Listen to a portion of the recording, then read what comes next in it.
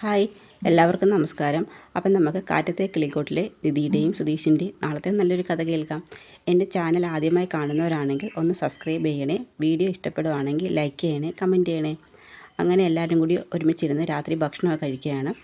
ഭക്ഷണം കഴിച്ചുകൊണ്ടിരിക്കുമ്പോൾ തന്നെ സ്പെഷ്യലായിട്ടുള്ള ഫുഡ് ഭാസ്കരൻ വാങ്ങിച്ചുകൊണ്ട് കൊടുക്കുന്നുണ്ട്. അങ്ങനെ അതും എല്ലാവരും ഷെയർ ചെയ്ത് കഴിക്കുന്നുണ്ട്. അതിനുശേഷം നിധി എല്ലാവരോടും ചോദിക്കുകയാണ്, അമ്മയെ അച്ഛൻ കൊന്നിട്ട് ജയിലിൽ പോയെന്ന് പറയുന്നത് സത്യമാണോ എന്ന് ചോദിക്കും. അപ്പോഴും ഹരീഷ് പറയുന്നുണ്ട്, അത് ശരിയായിട്ടെത്തി, കുറ്റം ചെയ്യാതെ ആരെയും ജയിലിൽ പിടിച്ചുകൊണ്ട് പോത്തില്ലല്ലോ എന്നൊക്കെ പറയുന്നു. പക്ഷേ നിധിക്ക് അപ്പോഴും സംശയമുണ്ട്, ഭാസ്കരൻ അങ്ങനെ ചെയ്യുമോ എന്നൊരു ഡൗട്ട് എപ്പോഴും നിധിയോട് കാണിക്കുന്ന ഓവർ കെയറിങ്ങും സ്നേഹവും കാണുമ്പോൾ ഒരു സംശയം വരുന്നുണ്ട്. അതിനുശേഷം കുറച്ച് കഴിഞ്ഞിട്ട് ഒരു നമ്പറിൽ നിന്ന് കോൾ വരും. അപ്പോൾ നിധിക്ക് മനസ്സിലാവും അത് ജ്യോതിയുടെ കോളാണെന്നുള്ളത്. അപ്പോഴത്തേക്ക് ആ ജ്യോതി എന്തുണ്ട് വിശേഷം, ഫുഡൊക്കെ കഴിച്ചോ എന്ന് ചോദിക്കുമ്പോൾ ആ കഴിച്ചു. സുഭാഷ് ചേട്ടനെ വിളിച്ചിട്ട് കിട്ടിയില്ലേന്ന് ചോദിക്കും.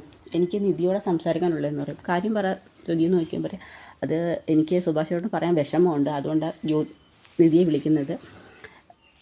എനിക്ക് ഞങ്ങൾ തമ്മിൽ സെറ്റ് ആവത്തില്ല നിധി എന്ന് പറയും.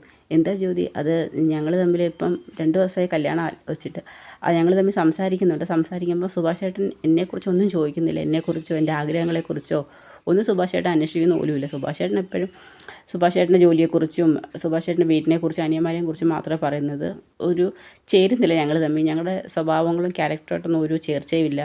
അതുകൊണ്ട് സെറ്റായി പോകാൻ തോന്നുന്നില്ല. അതുകൊണ്ട് ഞങ്ങൾക്ക് ഈ ബന്ധത്തിനോട് താല്പര്യമില്ലെന്ന് പറയും. ഞാൻ വീട്ടിൽ അച്ഛനോട് പറഞ്ഞു. അപ്പോൾ അച്ഛൻ പറഞ്ഞു മോള് തന്നെ വിളിച്ച് പറയാൻ പറഞ്ഞുകൊണ്ടാണ് ഞാൻ നിധിയെ വിളിച്ച് പറയുന്നതെന്ന്. അപ്പോഴത്തേക്ക് നിധി പറയും, അത് സുഭാഷ് ചേട്ടന് എല്ലാവരോടും ഭയങ്കര കെയറിങ് ആണ് എന്ന് പറയും. ഇത് ഭയങ്കര ബോറിങ് രീതിയിലുള്ള സംസാരമാണ്, എനിക്ക് ഒട്ടും പറ്റുന്നില്ല, അതുകൊണ്ടാണ് ഞാനിങ്ങനെ പറയുന്നതെന്ന് പറയും.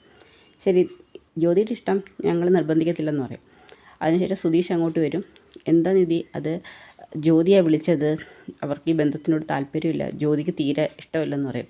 എന്താ കാര്യം, അത് സുഭാഷ് ചേട്ടൻ കൂടുതലായിട്ടൊന്നും സംസാരിക്കുന്നില്ലെന്നൊക്കെ പരാതി പറയുമെന്ന് പറയും. അല്ലെങ്കിൽ സുഭാഷ് ചേട്ടനോട് പെൺകുട്ടികൾക്ക് സംസാരിക്കാനൊന്നും അറിയത്തില്ലെന്ന് പറയും. സുഭാഷ് ചേട്ടൻ നല്ലോണമൊക്കെ തന്നെ സംസാരിച്ചത്, പിന്നെ ഇല്ലാത്തതൊന്നും പറയത്തില്ല, ഉള്ള കാര്യം ഉള്ളതുപോലെ പറയും. എപ്പോഴും വീട്ടിനെയും അനിയന്മാരെയൊക്കെ സ്നേഹിക്കുന്നത് കൊണ്ട് അതിലേ പറയാൻ പറ്റത്തുള്ളൂ എന്ന് പറയും. അത് പോകുന്നെങ്കിൽ പോട്ടെ, നമുക്ക് വേറെ ഏതെങ്കിലും ആലോചന നോക്കാം. ഇപ്പോൾ ഒരു റിക്വസ്റ്റ് അല്ലേ വന്നിട്ടുള്ളൂ. അപ്പോൾ നികേഷൊക്കെ എന്ന് പറയും, സുഭാഷ് ചേട്ടൻ വിഷമാവത്തില്ല ഏട്ടത്തി എന്ന് പറയും. അത് സാരമില്ല, നമുക്ക് ഇതല്ലെങ്കിൽ വേറെ ഏതെങ്കിലും നോക്കാമെന്ന് പറയും.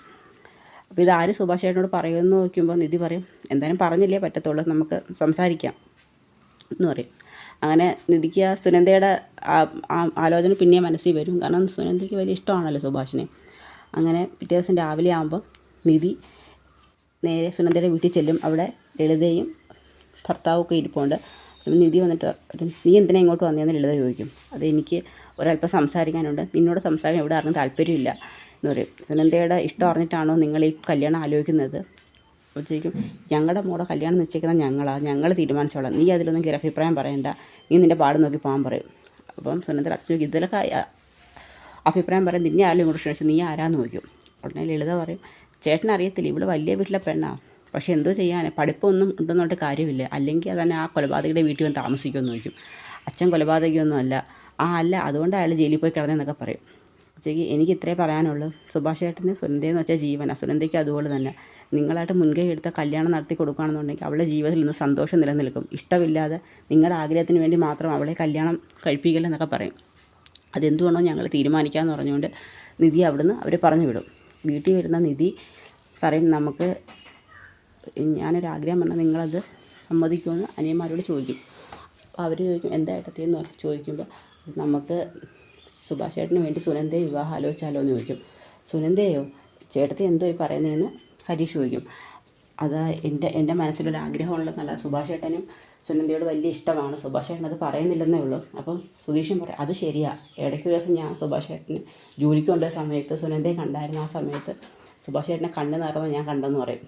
അതാ ഞാൻ പറഞ്ഞത്, അനിയന്മാർക്ക് വേണ്ടിയും അവരുടെ ഇഷ്ടങ്ങൾക്ക് വേണ്ടി മാത്രം ജീവിച്ച ഒരാളാണ് സുഭാഷ് ചേട്ടൻ. അപ്പം സുഭാഷ് ചേട്ടൻ്റെ മനസ്സ് നമ്മൾ മനസ്സിലാക്കണം. സുഭാഷ് ചേട്ടന് സുനന്ദ ഇഷ്ടമാണെന്നുള്ള കാര്യം എനിക്ക് നല്ലോണം അറിയാം. അത് ഈ നിങ്ങൾ അനിയന്മാരെ ഓർത്ത് മാത്രം അത് ചേട്ടൻ തുറന്ന് പറയാത്തതെന്ന് പറയും. എന്നിട്ട് നമുക്കത് ഒന്ന് ആലോചിക്കാമെന്ന് പറയും. അപ്പം അത് കേൾക്കുമ്പം നികേഷിനും സുധീഷിനും ഒക്കെ വിഷമം വരും. നമുക്കെല്ലാവരും കൂടി ചെന്ന് നേരിട്ട് ഒന്ന് സംസാരിക്കുമ്പോൾ ചിലപ്പോൾ ഒരുപക്ഷെ പിണക്കമൊക്കെ മാറും. നമുക്കൊന്ന് സംസാരിച്ച് നോക്കൂടെ എന്ന് ചോദിക്കും. അപ്പോൾ അതിനെക്കുറിച്ച് എല്ലാവരും കൂടി ആലോചിച്ച് നിൽക്കുന്നിടത്താണ് നമ്മുടെ നാളത്തെ കഥ അവസാനിക്കുന്നത്. അപ്പോൾ എല്ലാവരും കൂടി ചെന്ന് പെണ്ണ് ആലോചിക്കുമ്പം അവരെങ്ങനെ അത് ഉൾക്കൊള്ളും, അവരെ അത് ആലോചനയ്ക്ക് അവർ തയ്യാറാകുമോ അതോ അവർ എതിർക്കുമോ എന്നൊക്കെയുള്ളതിൻ്റെ വരും വിശേഷങ്ങളൊക്കെയാണ് നമ്മളിനി കാണാൻ പോകുന്നത്. അപ്പോൾ അതിനായി നമുക്ക് കാത്തിരിക്കാം. അപ്പോൾ എല്ലാവർക്കും കഥ ഇഷ്ടമായ സപ്പോർട്ട് ചെയ്യണം. എല്ലാവർക്കും ഒരു ശുഭദിനം നേരുന്നു. നന്ദി.